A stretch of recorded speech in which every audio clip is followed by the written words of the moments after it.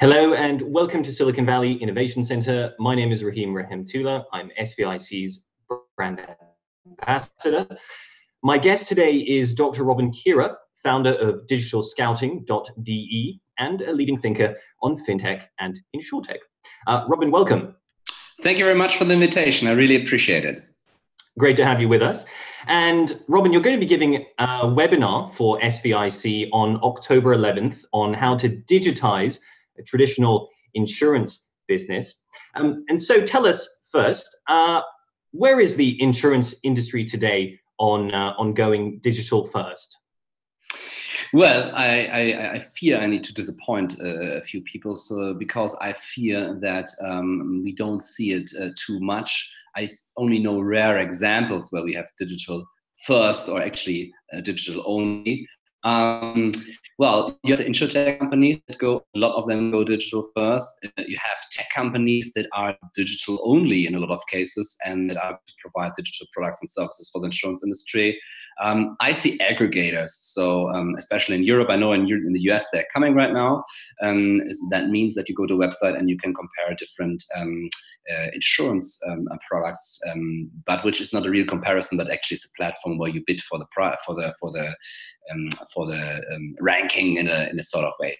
They are some sort of digital first, but I've not seen a truly digital only or digital first product. And maybe also in the banking industry, you have some direct banks where you don't have branches anymore, but you just have the account. But to be honest, this is just digitalizing processes that have been around for hundreds of years. My big question, what I'm more asking for, what I'm expecting is like something truly new, something that relieves me of my pain as a customer, may it be in the banking space or may it be in the insurance space. And I've not seen that. And the contract managers we have seen, I mean, again, these guys that have founded these companies, big respect, kudos to them that they really did it and didn't, well, like the first wave of Insurtech. But in the end, it's like inventing a dentist app. I mean, I have friends that are dentists, nice guys, but I'm not looking forward to the appointment at a dentist, especially if I have pain. So dentist apps probably won't work, insurance apps don't work. But why not a health app? Health apps are going like crazy in the app stores or websites and services. Why can't we invent something like that for finance and insurance? And so where do you think, how far are we from seeing that? Do you think insurance companies are seeing that maybe just sort of digitalizing processes which have been going on for a long time, rather than really turning things around and presenting it in a very different package? Are they beginning to understand that? Well, it's a radical different approach. So the old ways of selling insurance, at least in the market where I have some insights, and I've worked actually in the sales of insurance myself, so I really sat on the couches of the people and participated in this madness of traditional insurance. It's like you go there, sell the insurance, and you hope you hear never from the customer again. Similar to banks, by the way, who actually almost never call the customer. Even though there might be some occasion to do that, large income situations or something like that. But the new way is to think every day about how could I provide the customer as much service, as much convenience as possible? How can I become the daily companion of the customer? How can I actually conquer the home screen of the cell phone, or soon, how can I conquer the voice-driven or commanded device? How can I conquer the algorithm of the person and to become a partner of the customer in everyday life? It's totally different thinking of, I'm selling an insurance, I hope never hear of this person again. Totally different, radically different. And I've seen only very, very few smaller insurers actually slowly going into that direction to provide digital products and services the customer actually desire. But it's very early, very early. And the funny thing is, even Insurtechs, of course, they have sometimes interesting digital products like sales funnels, sales channels, and sales processes. But I've not seen like an offer that really helps the customer there. I've seen one thing that's being developed in the Middle and Near East right now. That's promising, but it's not really released, so I cannot tell about it. But I think that could be something. for the future. Because, I mean, you guys sitting in the Silicon Valley and most successful companies of the last 20 years have solved problems and delivered value to the customer. And I think we need to really do that. But why I'm so passionate about it, I mean, actually, the insurance is not a topic that's famous, that there's so many passionate fans of it. I'm so passionate because I think the potential is gigantic. If insurers and banks would really share their knowledge, what they have about risk, about financial planning, retirement, let's talk about a life event like a birth of a child. Insurances know a lot about that. Insurance is actually baby experts. They have accident insurance, know what to not do with the baby. They have health insurance record to give tips how to increase the health of a child. They have like a million things they could provide to the customers. They don't. And my question is that we actually need to go there to provide this to the customer. But it's a radical different approach. And other industries do it already. In other industries it works. Google, for example, provides a lot of services for free, Google Maps and Android or whatever. And I just give away my data and my privacy. But I'll get a lot of stuff for that. So, I never get lost anymore as long as I have coverage. And this mental thinking needs to be part of the insurance and the finance industry, in my opinion. And what I understand, what I've been reading about insurance and making this move into being something a little bit different, a sort of a different partner perhaps in our lives, is that insurance could actually be more in the prevention business. Yeah. And as we're going to have things like Internet of Things, which is going to have a lot more sensors in our homes, in our cities, in our cars and elsewhere, there'll be all this data coming out of them, which insurance companies could use to sort of offer us a service, perhaps a bit like what we might call predictive maintenance, where they can tell us before something goes wrong that something is going to be wrong, make a partner in solving that problem before it turns into an insurance claim.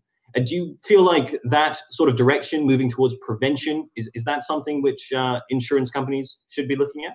I think it's tremendously, but why? Out of two reasons. First of all, it takes into account the idea of we deliver value to the customer. Wouldn't it be nice if as a private person or as a company, there's an insurance that has 40 big machines insured, and there are 80 in the world, and they have seen already certain damages at certain parts after certain hours of usage, 40,000 hours of usage, and we know this part is going to break. Why not inform the CEO or the CTO of that other company that has this and has 39,000 hours run the machine, and says, maybe you look at that before the thing blows up. I know this in very niche products in the marine area, for example, that there are these approaches already now, also since 10, 15 years. But it's not an approach that is in the center of the attention of people, and it's not a full-scale approach now. But IoT and Internet of Things, there are studies that say 2035 we will have over 1,000 connected devices, and even if it takes until 2040, it's gigantic. Why is it gigantic for the insurance industry? If an insurance or a risk carrier is able to calculate risk better than somebody else, he can give the product away cheaper and making the same money. Right now, all insurers are using almost the same methods. It's 100-year-old life insurance. It's like the mortality tables they are calculating with, claim statistics they are calculating with, but it's not a qualitative difference. Somebody's better, somebody's worse, but in the end, it's almost the same. But what happens actually if there's some AI-driven insurer, tech company out there that's able to calculate risk and predict that better? That will have a tremendous effect. Why? Because most insurers are happy when they have a combined ratio of 98%, 95%. So you get $100, you spend $95, and you're happy because you have made $5. You're the hero of the day. And there's some actually they get $100 and paying $105. That's a not a good concept. But what if you are insurance and offering an insurance product and you're getting $100 and it costs you just 20? I mean, you can lower the price to 40, making still more profit than the rest and take the whole market. And to be honest, this is something so risky and so dramatic in that I, as a CEO of insurance company, that would be my main focus, to find out that even maybe I become the company that lowers the combined ratio like that. That's a little bit insurance nerdy now. This is the insurance nerd part, but this is like this would be like this could be an Uber moment for the insurance industry if you have one insurance that is able to do that. And on the other hand, predictive analysis and predictive maintenance it can be in all parts of life, and it is like you need to provide the customer with digital products and services that help them. And this is a big potential for the insurance industry. And the insurance industry should ask themselves: do they want to become? You have the insurer here, you have the customer here. Do they want to become the endpoint to the customer? Or do you want to give Siemens and other tech companies that building, Samsung, the refrigerators and the heaters and the ovens, they become the person between customer and the rest of the value chain? And I have the feeling, if I look at Google and Amazon, especially, for example, Amazon, they were pushing between customer and the rest of the value chain. I'm not sure if there are too many happy people right now at the rest of the value chain, especially in the publisher industry. And actually, speaking of Amazon, I did want to ask you about that. I know there are predictions, and I've heard them, read them. You may have mentioned this yourself at some point in the past, that Amazon, Google, they are looking at the insurance industry, and they obviously both have a very good record when it comes to disrupting markets. So do you think, is that going to happen? And is the question not should traditional insurers be worried, but how worried should they be? Well, I've been for years advocating, or at least a little bit predicting, even though I'm not in the prediction business, but I thought it was a quite good bet that Amazon is going to enter the insurance market. And I had actually suits of insurance laugh at me. They're saying they're a retail company, they're an e-commerce, they don't understand the business and all those typical arguments you had, and now they're there. With Google, it's a little bit different. The official position, I just talked to one here in Europe, also dealing with the insurance industry. The official position is they're the enabler, that they make a lot of money with selling ads to the insurance industry. And they are thinking about actually working on, and it's also official, on providing data infrastructure to insurers. So being like the enabler, that the people, that insurances get all that data into the Google magic machine, and then they can do like interesting things. I'm not sure if the insurance industry will accept this offer, because if you give away the power over your customers, it's really easy then to switch them and to just take them over. I'm not sure if if the insurance industry is already desperate like that. And I'm not sure if that's actually the end play of Google.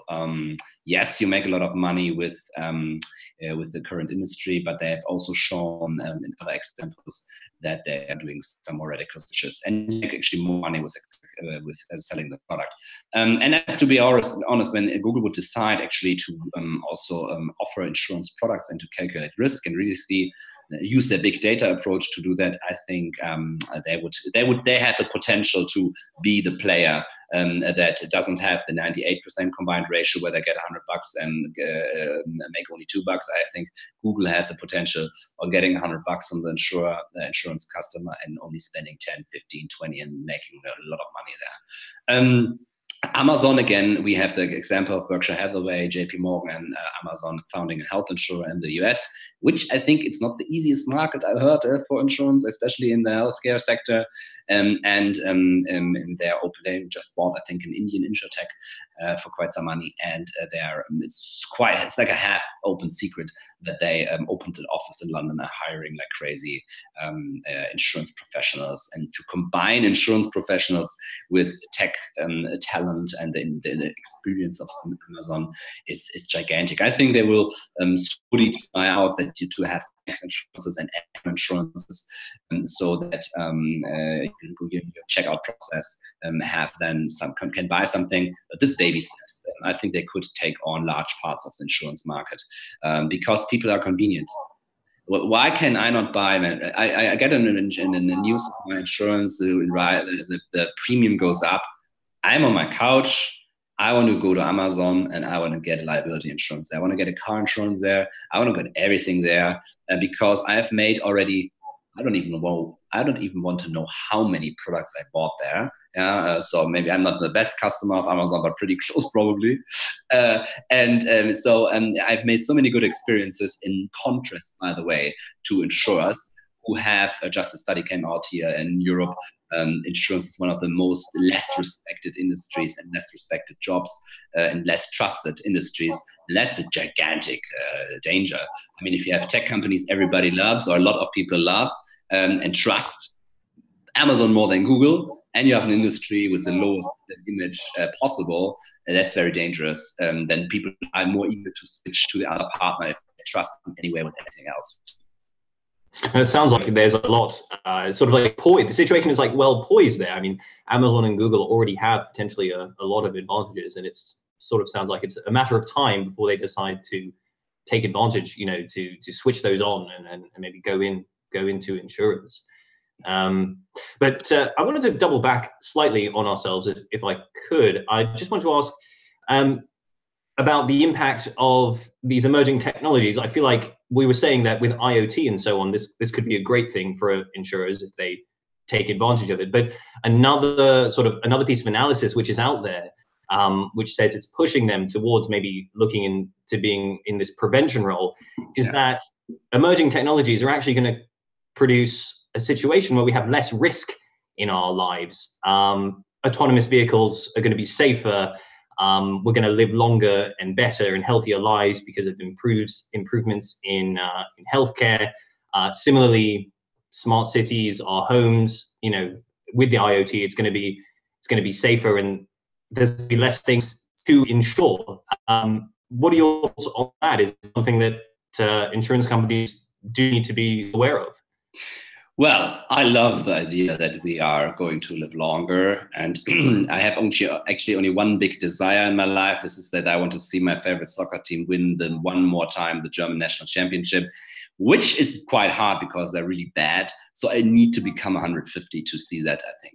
So I'm really looking forward to that. I'm not sure. On the one hand, I have the impression that we totally overestimate not the impact on life, but the reduction of risks. On the other side, I think we totally underestimate what is going to happen in 5 or 10 years. I think we will look in 5 or 10 years at this conversation and say, oh man, these guys didn't have a clue that the light at the end of the tunnel was not the end, but actually a freight train coming. And I think we will be a little bit smiling probably about this conversation. So I'm torn when it comes to that. I think we will see in certain areas a lot of prediction and reduction of risk, also combined, like the reduction of claims we will see. I really hope this, by the way, because it claims the worst case scenario of actually for an individual. So we will we will see this. But on the other hand, systems will become more complex. I think there are a lot of new risks coming. So what is going to happen if somebody hacks my 1,000 sensors? And I think there will be new risks coming. So you have old risks and risks that are going down, but you will also have risks that are new and that also need to be dealt with. If the sum is in the end positive or negative, I don't know. I just know it's very exciting. And again, I need to reach 150. Well, maybe it'll happen. What do you think? But you say about new risks, actually, that's quite an interesting area, I think. How prepared do you see the insurance industry at the moment for all this, new data, which is going to be coming out of all our smart machines? That's going to have to be protected. Security threats could be there. On social media these days, brands are very exposed. There's lots of reputational risks out there. It's very hard to control the message once it gets out onto social media. How do you feel like the insurance industry is coping with all these new threats and risks which are emerging, really? Maybe one point about controlling the message. I personally think it's dead. I think it's gone. It's like a ship that has long sailed. It's like halfway through you guys. It's gone. It will never come back. You will never be able to only with very severe efforts to suppress something. And why should you do it? I mean, do we really expect nowadays that a company is perfect? I mean, it's made out of humans. So we do mistakes. I do mistakes all my day. Ask my wife. She will have probably a long list of it. And companies will do it too. And I also do in my job. And so it's totally unusual. But right now we live in a phase of transition. back in the days, companies needed to be perfect, or at least have the image. And in the future, it will be totally normal because it's a no-brainer. You know, humans do mistakes. But right now, we're in a transition phase. We still have the expectations that it should be still perfect, but we're not. So that's the situation and the problem. But I think that the internet killed this idea of control. Yes, I think we need also be very careful when we see and read something and not just believe it, but I think we should have done it before the internet too. You said if insurers are ready. I always compare the insurance industry with a sport. What is your favorite sport? Maybe football, tennis, perhaps. Football. Okay, let's say football. So in football, as I understand it a little bit, at least, American football. Is it American or like a soccer football? Well, soccer, I'd say. Yeah. Oh, really? Which nation? Well, I mean, I support Arsenal in the Premier League. Okay. Great, yeah. Premier League. Great. I think the insurance industry is like a Premier League. Why? Because you have the big teams that will always be on top. Then you have the positive surprises, like a few years ago when I think Stoke City won the title. It's like you're like, oh, what are they doing? And you see they have a perfect coach, they have a hungry team, they have hungry players, they have a good staff, they have whatever. It's like a magic mixture. I'm hoping for my team, by the way, that it happens in the next 100 years and so on. So that's that. You will have this positive surprises also in the insurance industry. Small players, I know like at least 3, 4, 5 in this region that are doing a very good job, that are not outgoing yet, but they're doing actually a good job, and we will hear of them, I'm pretty sure. And I think I also know in the US a few players that are doing a good job. But you also have the negative surprises, the 4 giants that are going to fall, as you have also had in other countries in the soccer leagues. Companies going broke or clubs going broke that did not do their job, and this is capitalism, baby. So it will be like that. Yeah. So I think the industry is not seen as a total to be prepared by that. Parts will make it, parts will not make it. I mean, if I go to an insurer and I have a lot of behind the scenes talks, and I go there into the canteen at dinner time, at lunchtime, and I have the impression that I'm at a retirement home and the people are only talking about their free time and all of that. And I see like memes making fun about their own company. I'm like, oh, this is critical. And then you look at the data and the projects and then you're not surprised anymore. And those will have difficult times to adapt all of it, I think. Well, Robin, it sounds like there's a lot of room for improvement and a lot of big changes which could be on the horizon. We could probably go on, but we'll probably have to wrap up now, I'm afraid. We're almost out of time. So just as a final thought then, if I had to put you on the spot, then what is the one thing, given all we've said and all that could change and is changing, but what is the one thing today that a traditional insurer could do to prevent themselves from being disrupted?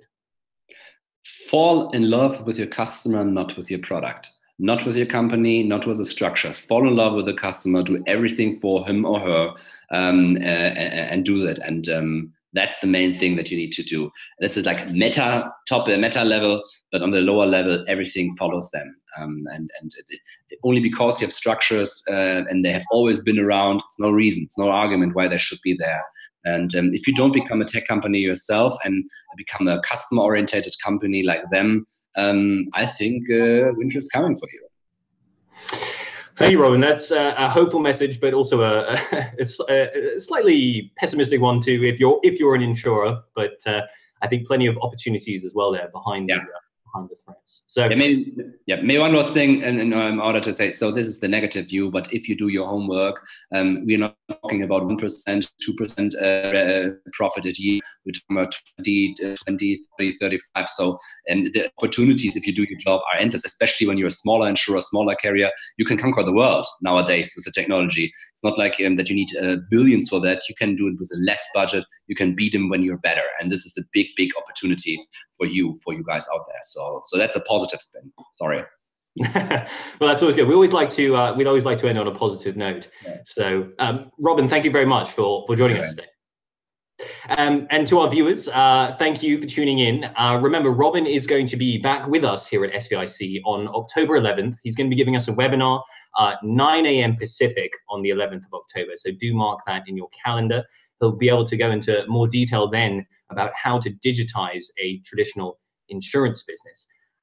You'll see a link to register for that webinar appearing on your screen now in the chat box.